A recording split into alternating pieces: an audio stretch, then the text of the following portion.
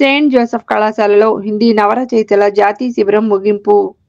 Saint Joseph కళాశాలలో భారత ప్రభుత్వ విద్యా మంత్రిత్వ శాఖ కేంద్రీయ హిందీ నిదేశాలయం న్యూఢిల్లీ సౌజన్యంతో హిందీ విభాగం ఆధ్వర్యంలో 8 రోజుల హిందీ నవరచయితల జాతీయ శిబిరం శుక్రవారం ఉదయం ముగిసింది.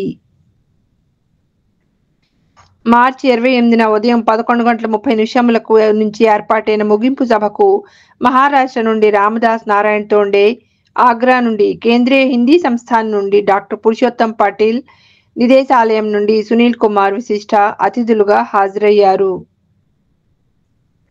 హిందీ యాత్ర విద్యార్థుల కోసం నిర్వహిస్తున్న ఈ నవరచయితల శిబిరం ఎంతో ప్రయోజనకారిగా నిలుస్తుందని సెయింట్ జోసెఫ్ కళాశాల ప్రిన్సిపల్ డాక్టర్ సిస్టర్ షైజీ తెలిపారు. ఈ శిబిరంలో కథ, కవిత, నాటిక, వ్యాస, పత్రికా రచన, అనువాద ప్రక్రియలపై శిక్షణనిచ్చారని తెలిపారు.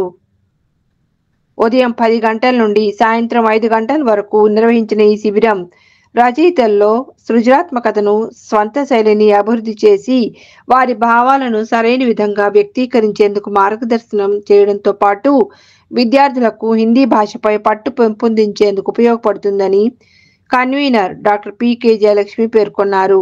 8 రోజుల పాటు నిర్వహించిన ఈ శిబిరంలో మహారాష్ట్ర, తెలంగాణ, ఆంధ్రప్రదేశ్, కేరళ, ఢిల్లీ, ఆగ్రాల నుండి 50కి పైగా విద్యార్థులు, అధ్యాపకులు పాల్గొన్నారు. అతిథులు శిబిరంలో పాల్గొన్న వారికి ప్రమాణ పత్రాలను అందజేశారు. అనంతరం అతిథుల్ని సన్మానించారు. డాక్టర్ పి.కె. జయలక్ష్మి వందన సమర్పణ చేశారు. ఈ కార్యక్రమంలో doctor S. Deepti, doctor Sudha, doctor Koteswararao, doctor Nalini తదితరులు పాల్గొన్నారు. కేంద్రీయ హిందీ నిదేశాలయం, మినిస్ట్రీ ఆఫ్ ఎడ్యుకేషన్ వారి సౌజన్యంతో సెయింట్ జోసెఫ్స్ మహిళా కళాశాల జ్ఞానాపురం విశాఖపట్నంలో ఒక వర్క్షాప్ నిర్వహిస్తామండి. అది నవలేఖకుల శిబిరం, అంటే non Hindi neo Hindi speakers writers workshop అన్నమాట. దీంట్లో పాల్గొనడానికి వివిధ రాష్ట్రాల నుంచి, అంటే మహారాష్ట్ర, కేరళ, ఆగ్రా, అక్కడి నుంచి విద్యార్థులు వచ్చారు. వీళ్ళకి అనువాద ప్రక్రియలు, నవలలు రాయడం, కథలు రాయడం, కవితలు రాయడం, అలాగే మీడియా రైటింగ్, వీటిల్లో మెలకువల్ని వాళ్ళు చక్కగా నేర్పించారు.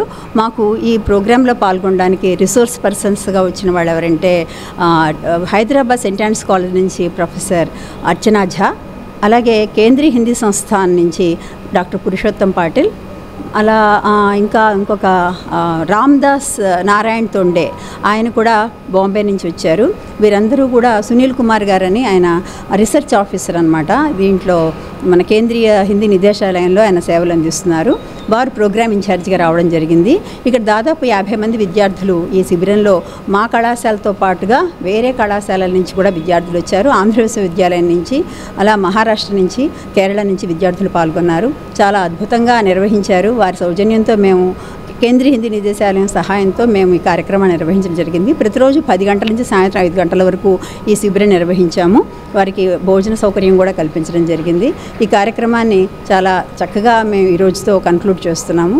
సహకరించిన అందరికీ కూడా ధన్యవాదాలు తెలియజేస్తున్నాం. यहाँ के 8 दिन के प्रोग्राम तो बहुत अच्छे था और हमें यहाँ से बहुत अधिक जानकारियाँ मिली जो नवलेखन में कैसे भाग लेना चाहिए, और एक शिविर से बहुत अधिक साथियों को हमें मिली।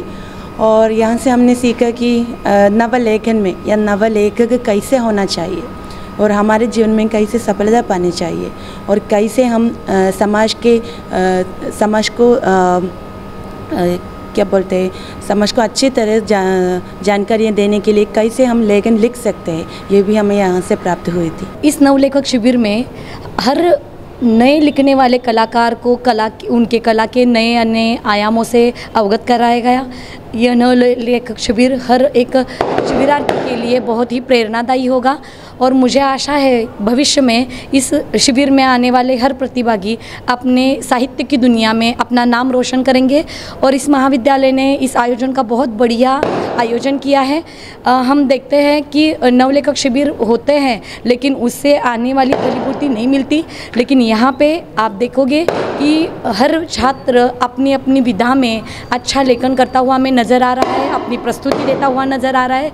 तो बहुत सा कुछ सीखा हमने हर विधा के बारे में, यहाँ तक कि इंफॉर्मेशन टेक्नोलॉजी, नए AI टूल्स, इनके बारे में भी छात्रों को बताया गया, जो कि भविष्य में उनके लिए बहुत ही कारीगर सिद्ध होगा। तो हर एक के लेखन कार्य को 4 चांद लगे। इस मंगल कामना के साथ मैं अपनी वाणी को विराम देती हूँ। धन्यवाद। मैं पहली बार आई हूँ बाहर, अपने केरला से आई हूँ और मैं पहली बार, ये मेरा पहला शिविर है और ये मेरा आखिरी भी नहीं होगा क्योंकि मैं बहुत ज़्यादा इंस्पायर होकर जा रही हूँ। एज ए न्यू राइटर मुझे बहुत सारी इंस्पिरेशन यहाँ से मिली। काफ़ी सारी साहित्य विधा के बारे में यहाँ पे हमें सिखाया गया। यहाँ पे हमें रहने के लिए काफ़ी अच्छी जगह दी गई, समुद्र के पास दिया गया जहाँ पे लेखकों को रहना चाहिए, जहाँ से इतना अच्छा नज़ारा था कि हमारी लेखनी अपने आप ही चलने लगी। तो पूरी तरीके से देखे तो इन्होंने हर तरीके से हम इंस्पायर करने की कोशिश की है। तो एज ए नव लेखक I am really and grateful to this place, to everyone here. हम विशाखापट्टनम में केंद्रीय हिंदी निदेशालय के द्वारा आयोजित नवलेखक शिविर में शामिल हुए हैं।